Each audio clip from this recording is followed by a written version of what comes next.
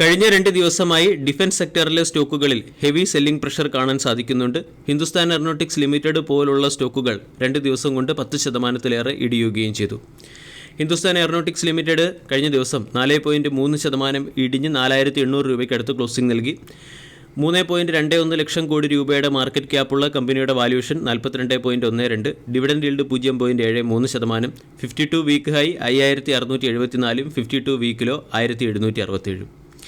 Hindustan Aeronautics Limited പോലുള്ള defence സെക്ടറിലെ സ്റ്റോക്കുകൾ ഉയർന്ന വാല്യൂഷനിൽ ട്രേഡ് ചെയ്യുന്നതുകൊണ്ട് ഈ സ്റ്റോക്കുകളിൽ പ്രോഫിറ്റ് ബുക്കിംഗ് വരുന്നു എന്നാണ് പല അനലിസ്റ്റുകളും പറയുന്നത്.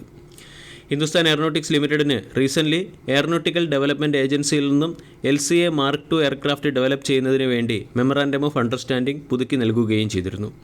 ഈ പോസിറ്റീവ് ന്യൂസ് ഉണ്ടായിട്ടും കഴിഞ്ഞ ദിവസം സ്റ്റോക്ക് 4% ഇടിഞ്ഞു.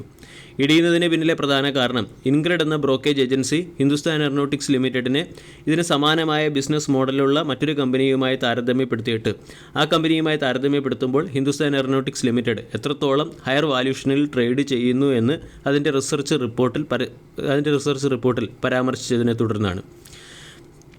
ഫ്രഞ്ച് ഏവിയേഷൻ കമ്പനിയായ ദാസാൾട്ട് ഏവിയേഷനും ഹിന്ദുസ്ഥാൻ എയറോനോട്ടിക്സ് ലിമിറ്റഡും സമാനമായ ബിസിനസ് മോഡലുള്ള കമ്പനികളാണ്. ദാസാൾട്ട് ഏവിയേഷൻ്റെ ഒരു ഫിനാൻഷ്യൽ ഇയറിലെ revenue $5.19 billion, profit $974 million. Hindustan Aeronautics ലിമിറ്റഡിൻ്റെ revenue $3.67 billion, profit $921 million. In terms of profit ഈ രണ്ട് കമ്പനികളും ഏകദേശം കമ്പാരബിൾ ആണ്. എന്നാൽ ഹിന്ദുസ്ഥാൻ എയറോനോട്ടിക്സ് ലിമിറ്റഡിൻ്റെ എൻ്റർപ്രൈസസ് വാല്യൂ $41 ബില്യൺ അടുത്ത് ട്രേഡ് ചെയ്യുമ്പോൾ ദാസാൾട്ട് ഏവിയേഷൻ്റെ എൻ്റർപ്രൈസസ് വാല്യൂ $6.7 ബില്യൺ അടുത്ത് മാത്രമാണ്. ഇത് ഈ രണ്ട് കമ്പനികളുടെയും PEയിലുള്ള ഡിഫറൻസിനെ ഇൻഡിക്കേറ്റ് ചെയ്യുന്നു. ഇതുകൂടാതെ നിർമ്മൽ ബാങ്ക് എന്ന ബ്രോക്കേജ് ഏജൻസിയും ഹിന്ദുസ്ഥാൻ എയറോനോട്ടിക്സ് ലിമിറ്റഡിന് സെൽ എന്ന റേറ്റിംഗ് നൽകിയിട്ടുണ്ട്. സ്റ്റോക്ക് അതിൻ്റെ ഹയർ ലെവലായ 5,469 നിന്നും 4,380 രൂപ വരെ ഇടിയും എന്നാണ് നിർമ്മൽ ബാങ്കിൻ്റെ റിപ്പോർട്ടിൽ പറയുന്നത്. ഹിന്ദുസ്ഥാൻ എയറോനോട്ടിക്സ് ലിമിറ്റഡ് മാത്രമല്ല Mazagon dock, Paras defence, HAL തുടങ്ങിയ സ്റ്റോക്കുകളെല്ലാം 20% ഇടിയാൻ സാധ്യതയുണ്ട്. ഇതോടൊപ്പം തന്നെ ചില ബ്രോക്കേജ് ഏജൻസികൾ സ്റ്റോക്കിൽ ബുള്ളിഷ് റിപ്പോർട്ട് അല്ലെങ്കിൽ ബുള്ളിഷ് സെൻറ്റിമെൻറ്റ് വെച്ച് പുലർത്തുന്നു. ആൻറ്റിക് എന്ന ബ്രോക്കേജ് ഏജൻസി ബൈ എന്ന റേറ്റിംഗും 6,145 രൂപയുടെ ടാർഗറ്റുമാണ് ഹിന്ദുസ്ഥാൻ എയറോനോട്ടിക്സ് ലിമിറ്റഡിന് നൽകിയിരിക്കുന്നത്. BDLന് 1,643 രൂപയുടെയും BELന് ബൈ എന്ന റേറ്റിംഗും 339 രൂപയുടെയും ഭാരത് എർത്ത് മൂവേഴ്സിന് ബൈ എന്ന റേറ്റിംഗും 5,216 രൂപയുടെയും ടാർഗറ്റ് നൽകിയിട്ടുണ്ട്.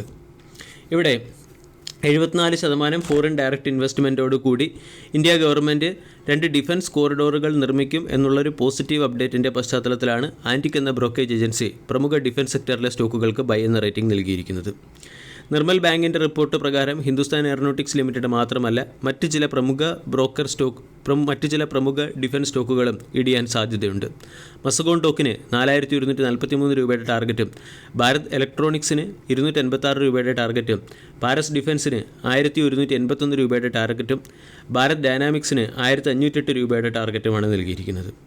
ഇനി ജെഫ്രിസ് എന്ന ബ്രോക്കേജ് ഏജൻസിയും പറയുന്നത് ഡിഫൻസ് സെക്ടറിലെ സ്റ്റോക്കുകളിൽ ഒരു കറക്ഷൻ വരാനുള്ള സാധ്യത കൂടുതലാണ്.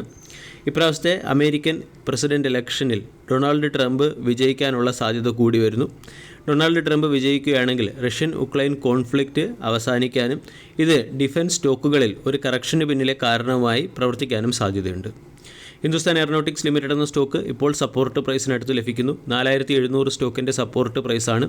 4,600 എന്ന ലെവൽ നഷ്ടമായി കഴിഞ്ഞാൽ സ്റ്റോക്ക് ചിലപ്പോൾ 4,300, 4,000 തുടങ്ങിയ ലെവലുകളിലേക്ക് ഇടിയാനും സാധ്യതയുണ്ട്.